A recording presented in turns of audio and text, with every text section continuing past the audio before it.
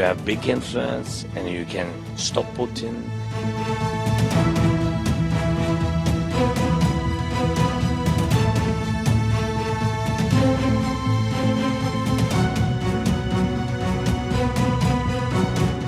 अयम निजः परो वेति गणना लघु चेतसाम उदार चरितानाम तु वासुदेव कुटुंबकम।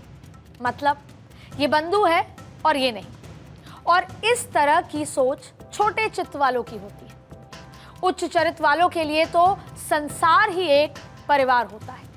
और ये विचार भारत की सनातनी हिंदू परंपरा का आधार भी है और भारतीय कूटनीति की कर्म भूमि में। और हिंदुस्तान की इसी सनातनी ध्वजा के साथ प्रधानमंत्री नरेंद्र मोदी अमेरिका पहुंच चुके हैं। प्रधानमंत्री नरेंद्र मोदी का यह अमेरिकी दौरा कूटनीतिक लिहाज से और राजनीतिक तौर पर सिर्फ भारत ही नहीं पूरी दुनिया की इस पर नजर है। और भारत और दुनिया के लिए यह कितना महत्वपूर्ण है वो आप इन 3 तस्वीरों से समझ लीजिए। 3 महीने में प्रधानमंत्री नरेंद्र मोदी की ये 3 मुलाकातें सिर्फ इसलिए अहम नहीं कि वो दुनिया के 3 राष्ट्राध्यक्षों से मिले, बल्कि इन मुलाकातों में शांति की आस है, एक नए वर्ल्ड ऑर्डर का संदेश भी है और भारत की कूटनीति की झलक भी है। ये 3 तस्वीरें ये बता रही हैं कि चाहे हंस के चाहे मजबूरी में दुनिया का कोई भी देश भारत को नजरअंदाज नहीं कर सकता है।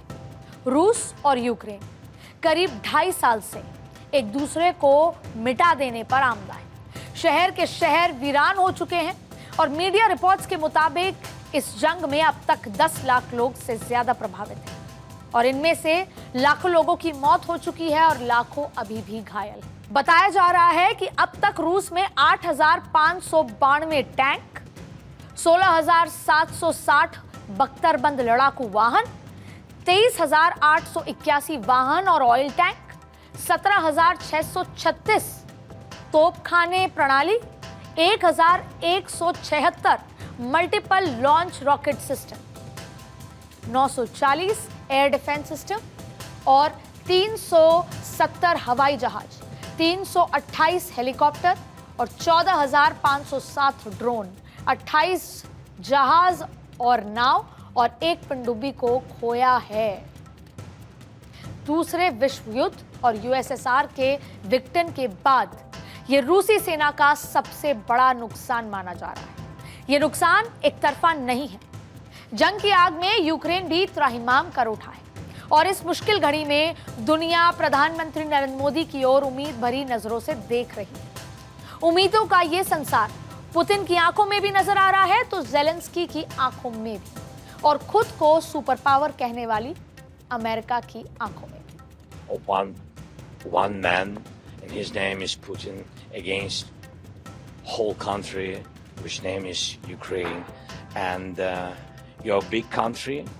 You have big influence and you can stop Putin. Chinese People's Republic, Brazil, India.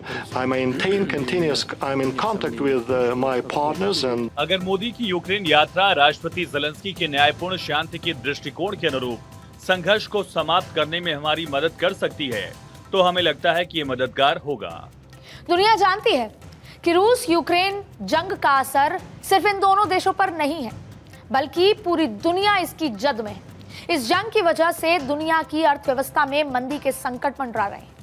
Ukraine जो कभी गेहूं, मक्का, जौ जैसी फसलों का निर्यात करता था तो अब भुखमरी की कगार पर है।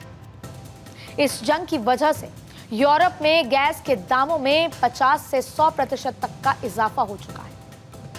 दुनिया भर के कारोबार पर 10 से 20% का असर पड़ा है और करीब 1 करोड़ 20 लाख लोग बेघर हो चुके हैं। 50 लाख लोग शरणार्थी बन चुके हैं।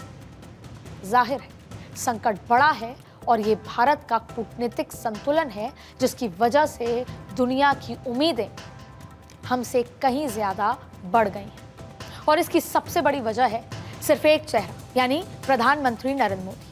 प्रधानमंत्री नरेंद्र मोदी का चेहरा और इसके पीछे भी वजह यह है कि भारत 140 करोड़ लोगों वाला लोकतांत्रिक देश है।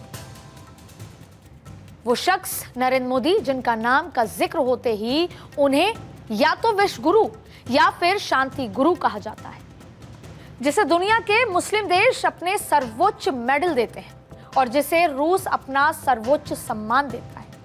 वो व्यक्ति जिन्हें अमेरिका अवार्ड देता है और जिनका स्वागत रेड कार्पेट पर होता है, जो विदेश में जाकर भारतीयों से मिलते हैं और उनकी सरजमी से भारत के बुलंद हौसलों की बात करते हैं।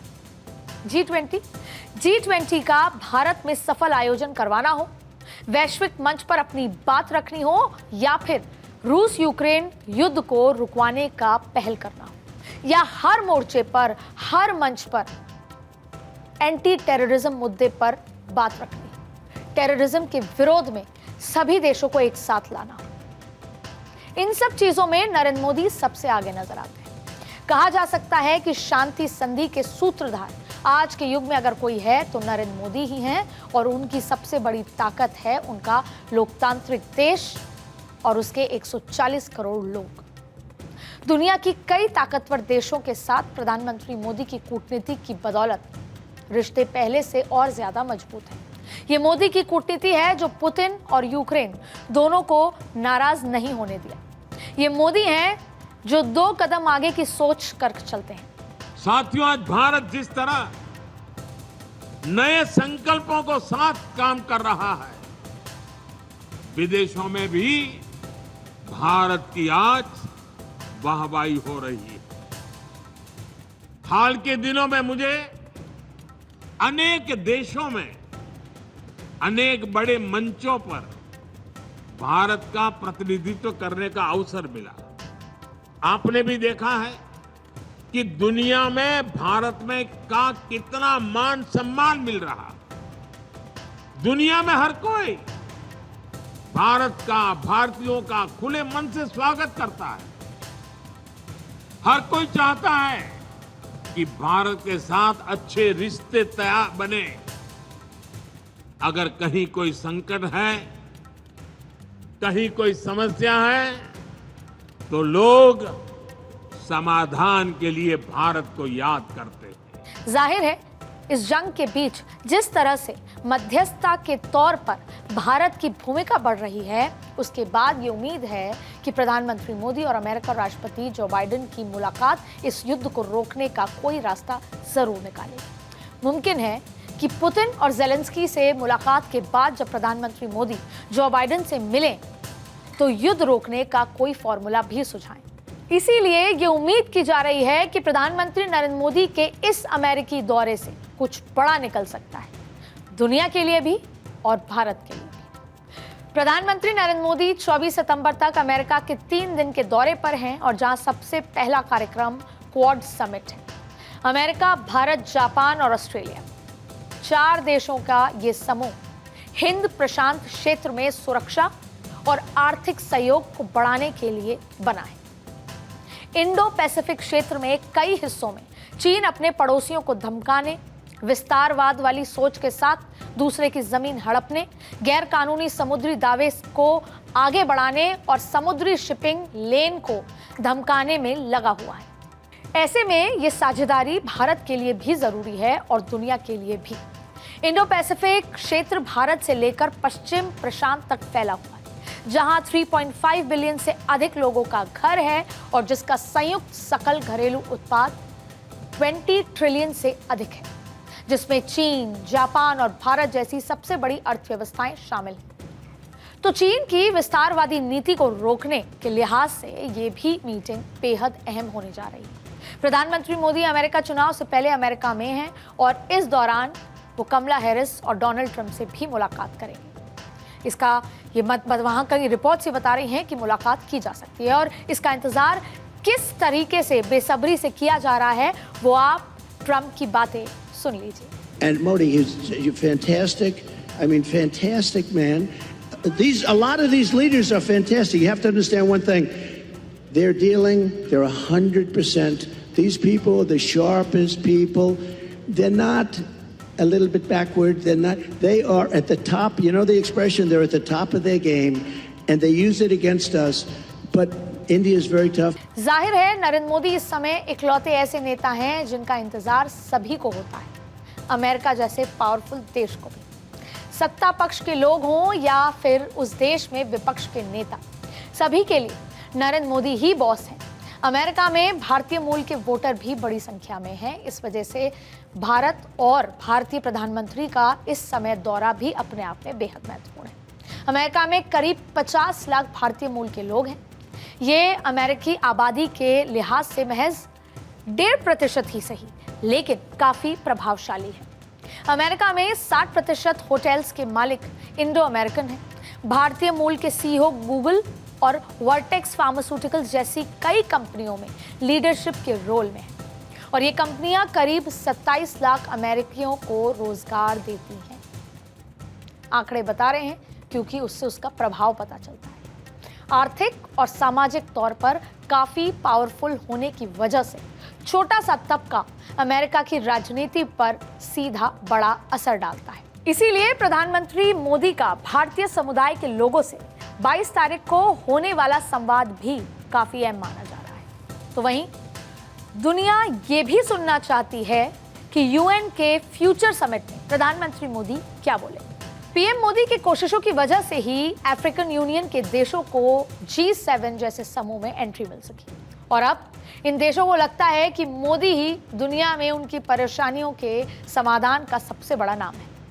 ग्लोबल साउथ के इन देशों में दक्षिण अमेरिका, मैक्सिको, कैरेबियन, अफ्रीकन, मध्य पूर्व और दक्षिण पूर्व एशिया के देश शामिल हैं। ये वो देश हैं जहां गरीबी, बढ़ती जनसंख्या, कम आय, रहने के लिए जगह की कमी, शिक्षा के सीमित मौके और पर्याप्त स्वास्थ्य सुविधाओं की कमी जैसी समस्याएं करीब करीब एक जैसी।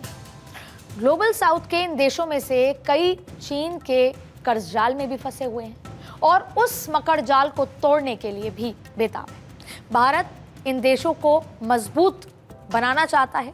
भारत इन देशों की मजबूत आवाज बनकर उभर भी रहा है जो चीन को नागवार गुजर रहा है।